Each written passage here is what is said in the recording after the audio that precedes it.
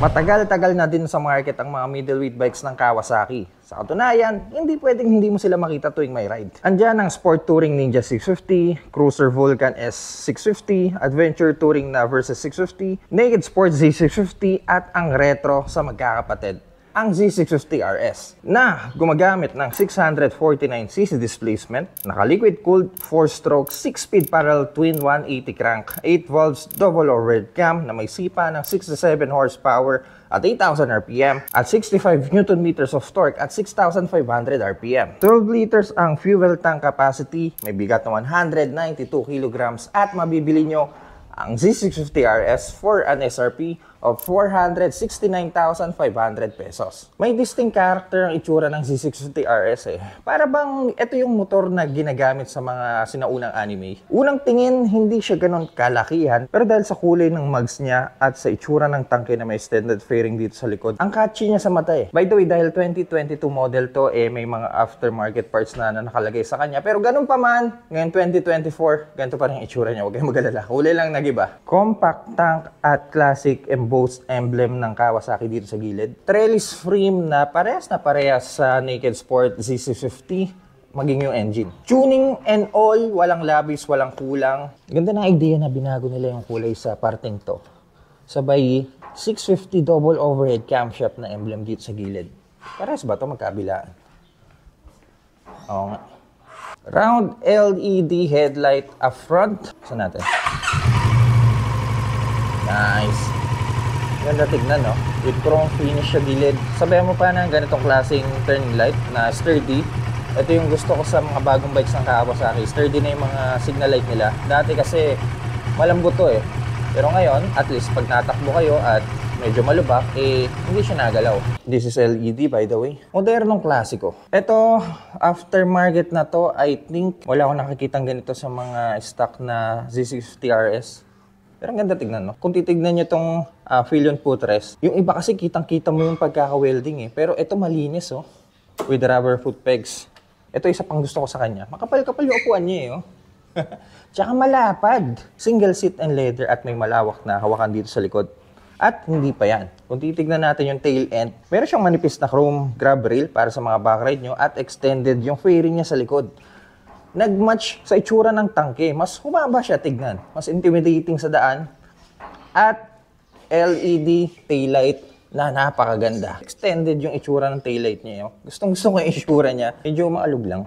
Actually, kahit yung mga sport bike ng Kawasaki, maalog yung taillight. Ewan kung bakit ganun yung design nila. Tulad ng sinabi natin kanina, sturdy na turning light. Siguro mas maganda kung ginawa nilang two-tone yung leather.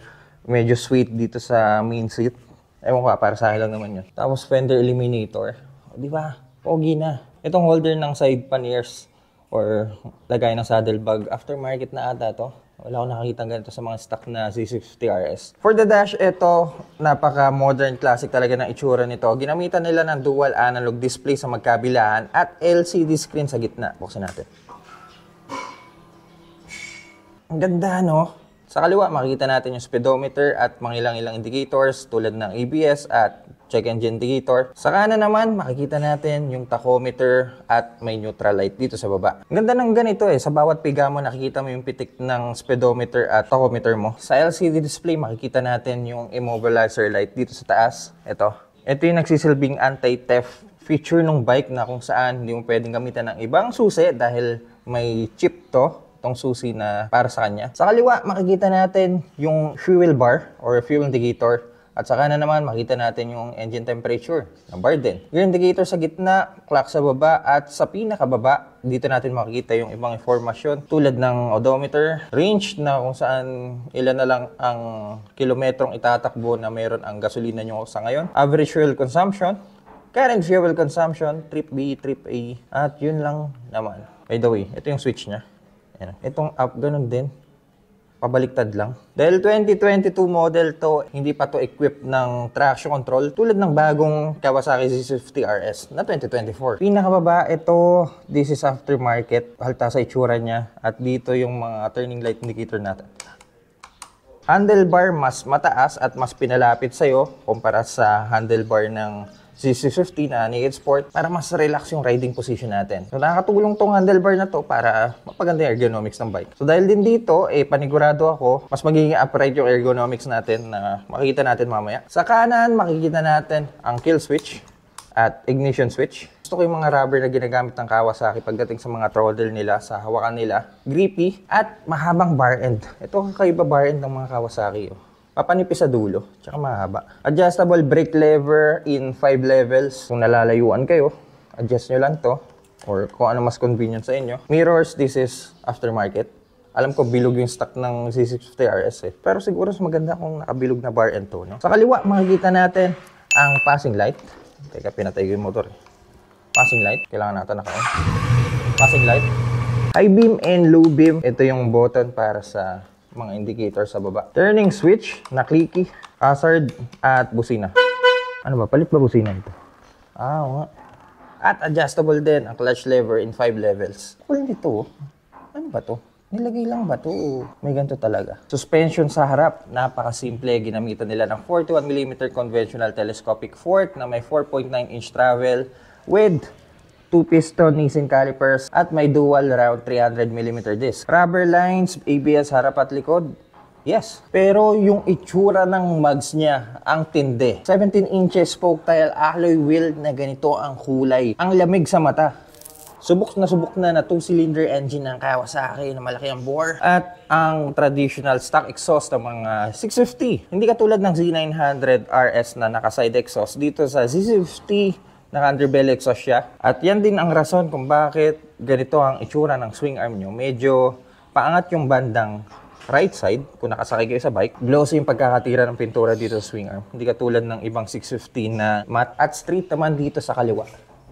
Ayan. Horizontal backlink na preload adjustable suspension sa likod. Yes, pwede nyong baguhin ang suspension. Yung preload nyo dito sa likod. Siguro medyo mahihirapan lang kayo kasi papasok pa siya. Yung mga kailangan pa ata kayong tanggalin muna bago nyo ma-adjust yung preload. So, hindi ganun kadali pero it's a good thing na pwedeng adjust. 220mm disc sa likod na may single piston Nissin caliper. Tulad ng sinabi ko sa inyo kanina, 17 inches alloy wheel na gumagamit ng stock tire. Actually, hindi stock tire to. Mukhang Michelin to. Yes, Michelin Pilot Street Radial na yung nakakabit sa kanya. Pero ang stock tire ng Z650, alam ko, gumagamit ng Dunlop. Magandang gulong tong ginamit sa kanya na may stock size na 160x60 dito sa likod.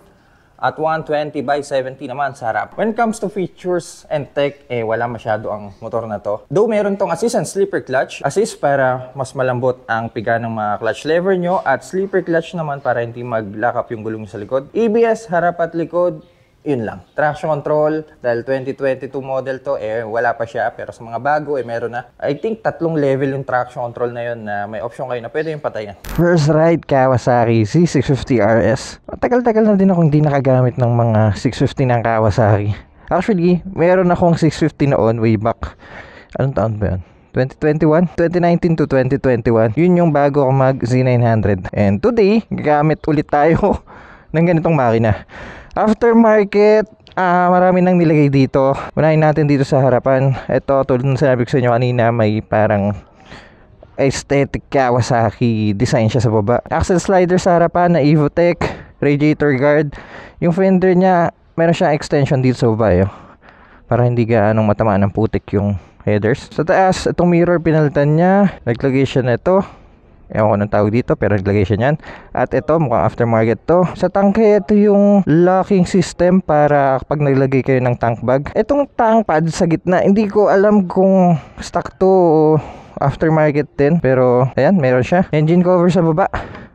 By the way, kapag titignan nyo yung langis nyo dito sa mga Kawasaki, hindi ito yung tulad ng ibang motor na dipstick, tatanggalin nyo tapos aangat nyo. Dito, side glass siya. Ayan, makikita nyo yung langis nyo dito. May dalawang guhit naman. Kapag nasa gitna, ibig sabihin level yung oil level nyo. Meron pala siyang bilog dito. Pwede bang hilahin to? Ow! Hello! Also, Evotech frame slider. Ano pa ba? Nagpalit siya ng gulong. Michelin Pilot Street Radial. Goods to para sa mga middleweight nyo pang everyday na gulong. Maba ang buhay. At eto, yung bracket para sa mga saddlebags at mga panniers. Yun lang naman. Alright!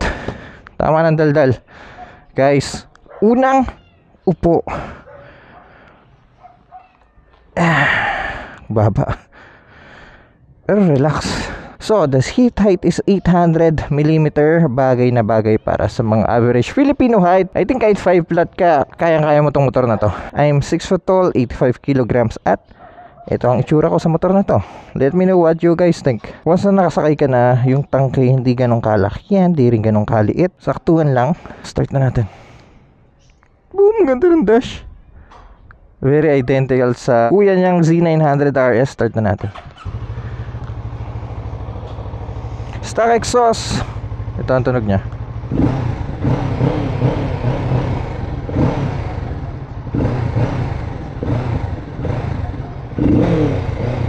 Alright, dapat ba tayong ayusin? May gas ba tayo? Well, papagasan tayo mamaya. Wala naman traction control to. Walang riding modes. Okay, let's go. Ito, daan natin sa medyo off-road. Actually, hindi medyo off-road talaga to. Pasensya na kayo guys ha. Ginagawa tong daan na to. Matagal na to, pero ganun talaga dito sa Pilipinas. Alam nyo naman. Alam nyo, head turn nyo yung motor. Kapag nadaan ka sa mga crowded na tao, talagang mapapalingon sila kapag gamit mo tong motor na to. Alright, so ergonomics of the bike. Sobrang upright ng riding position natin dito sa motor na to. Dahil sa handlebar niya na napakataas at medyo malapit sa atin, medyo close nga siya hindi siya yung straight handlebar. And yung likod natin, pakiramdam ko para sa height ko, parang nakaupo sa monoblock sobrang straight ng likod ko. Tapos yung position ng legs natin napaka-relax. Ito yung tipo ng riding style na hindi kaagad ganun mapapagod kahit pumunta ka man sa malayo. Well, actually, si Doc Mel, which is yung may-ari ng motor, kasama namin nung nag-mountain province tayo. Kung naparin nyo yung 4 na episode na yon, isa siya doon. At wala naging problema tong motor na to. Ang dami naging aberya, pero 650 RS alive and kicking. Ito na yung part na kung saan susubukan natin yung makina ng 650. Let's go.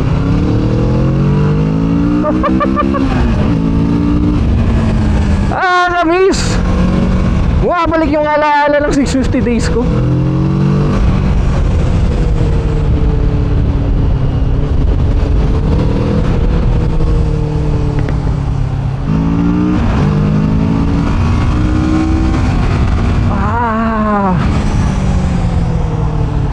Yung handling niya when it comes to corners, ang nimble, ang agile ng bike.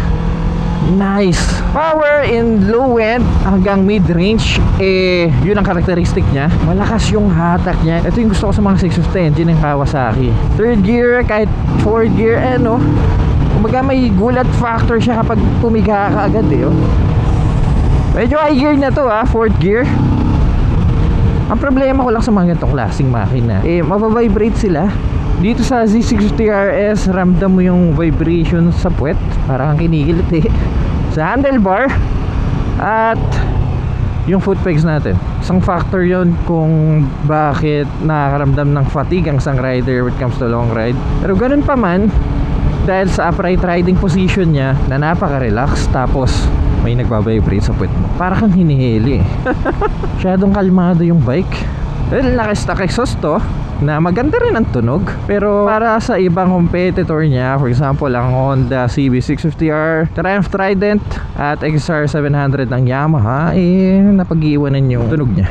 180 crankshaft, malaki ang bore, 2-cylinder. Subjective to, pero para sa ibang rider medyo boring yung tunog niya, kaya sila nagpapalit ng exhaust. At kapag nagpapalit sila ng exhaust, hindi rin ganun kaganda yung mga nagiging outcome. Pero it's a good beginner bike kung gusto mong tumalon sa big bike, at ito ang unang big bike mo. This is a very good bike. Maganda ang itsura, kalmado at relax ang riding position. Seat height ay napakababa, so kapag nag-alanganin ka maibababa mo agad yung paa mo.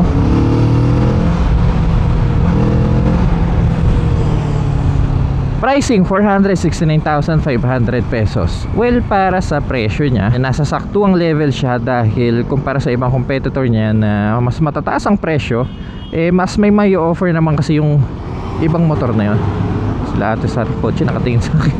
Ganda daw kasi ng bike Pero dahil napaka simple ng bike na to, kumpara sa XSR, Trident at CB, 2-cylinder na 270 crankshaft, 9 line 3 at 4-cylinder. Pero ang maganda sa Kawasaki, the brand is very reliable. Madali kumuha ng parts, yes. Kung gusto nyong pumogi yung bike nyo, madali kayo makakabili online, nakalat yung mga parts nya. So that's the good part of having a Kawasaki. Subok na tong mga motor na to, tagal na sa industriya nito. Power!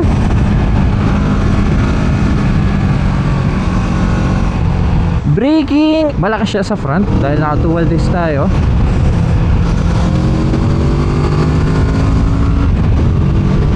Ganda ng performance nito sa likuan.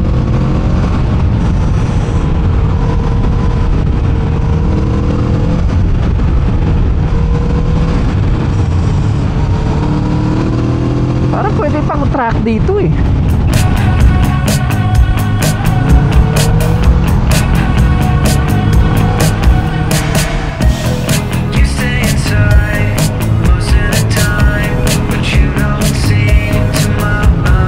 Final verdict, napakakalmado ng bike. Ang ganda ng power in low end at mid range. Relax yung riding position niya. Tunog niya fuel consumption ng bike, pumalo po tayo ng 23.4 km per liter. Expect na natin yan dahil 650 to. The only downside for me is kung gaano kaliit yung fuel tank niya. 12 liters fuel tank capacity.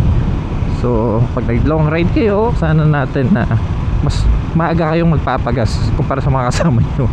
Depende rin kung kasama nyo mga litro, di mas mauna sila. And also yung vibration nya, hindi ko lang malaman kung bakit ayaw nila gawing inverted yung mga forks ng Kawasaki. At sana mayroon tong charging port katulad ng Kawasaki Eliminator. Maganda sana yun kapag lumayo-layo kayo.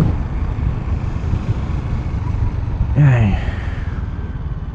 Gusto ko lang din i-add kung gaano ka-smooth at kalambing yung engine response niya. I mean yung throttle response niya. Well, same thing. Kahit low gear, high RPM, bitaw ka, smooth lang siya Hindi siya ganun ka-jerky. Hindi ko alam kung bakit yung motor ko dati medyo jerky. Pagdating dito okay. Siguro may binago sila sa components ng makina. Ewan ko. Nagulat ako kasi smooth siya.